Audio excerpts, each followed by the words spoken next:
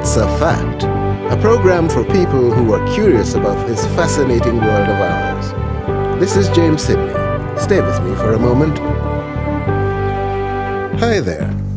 Black-headed carrion crows are well known to the people of Guyana, as they are often seen in country areas. In many ways, they resemble the turkey buzzards of other countries. The carrion crow was once more abundant in most parts of the country's coastlands, but the numbers have been significantly reduced. Many observers believe that the reduction in numbers has something to do with the previously widespread use of DDT, which may have poisoned the bird.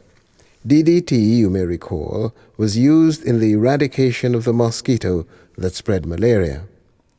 This bird is generally regarded as an ugly, even loathsome bird at close quarters. The feathers of the carrion crow have a dull black color. Its head and neck are also black and have no feathers. Only its legs are different, being silver gray. The bird often looks dirty and bespattered. No wonder, since it is constantly sticking its neck into the carcass of some dead animal. Most people associate it with death and stench. On the other hand, it is an impressive artist in the air. The young carrion crow takes a long time before it could fly, but when it does master the art, it is a beauty to behold.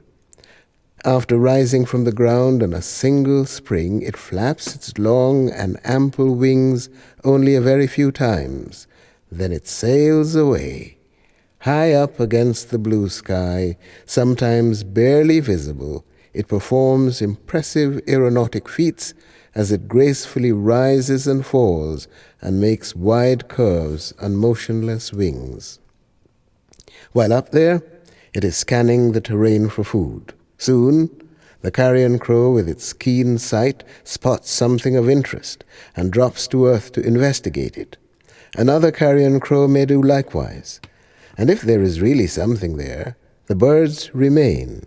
In a short time, a number of birds collect, scrambling and quarreling over the feast. Carrion crows are gregarious, but they're also often seen alone.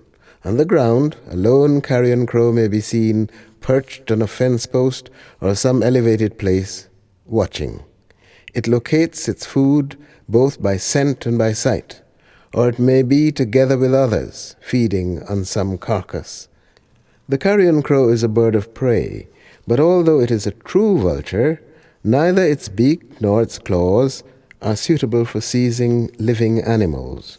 Therefore, its food consists principally of the flesh of dead animals. Carrion crows will feed on just about any dead carcass, even one that is rotting. They would keep a close eye on dying cattle or other animals and start devouring them as soon as they die or even before, if the victim seems helpless. They also eat other carrion crows when they find them dead. They can often be observed along roadways where animals have been hit by cars. Sometimes they're even seen investigating smelly garbage. In periods of shortage, however, they will feed on other substances such as drying coconut in the course of its preparation as copra, and will even pick the remaining nut from discarded coconut shells. In spite of their unattractiveness, their scavenging ways undeniably make them useful birds in the country, and this is especially so over the areas of wide pasture land and savannas. The carrion crow makes very little attempt to build a nest. Its half-hearted attempt is most frequently found flat on the ground or in a low tree hollow, often in the buttresses of a large silk cotton tree. A nest may also be found in cane fields or open pastures. In the nest, the female lays 2 large, dirty white eggs, measuring about 3 inches long by 2 inches broad. Those eggs are a stage in the continuation of a species that represent useful ugliness on the ground and breathtaking artistry in the air. Before I go, there is an expression used in Grenada and Trinidad where they use the name Kobo for the carrion crow. It's based on French. Play dead to catch Kobo alive. That is, pretend to be dead in order to bait a Kobo. Who'd want to do that anyway? Perhaps no one. But the expression is useful for other situations. This is James Sydney. Time to go now. Thanks for your company. Let's do it again next time on It's a Fact.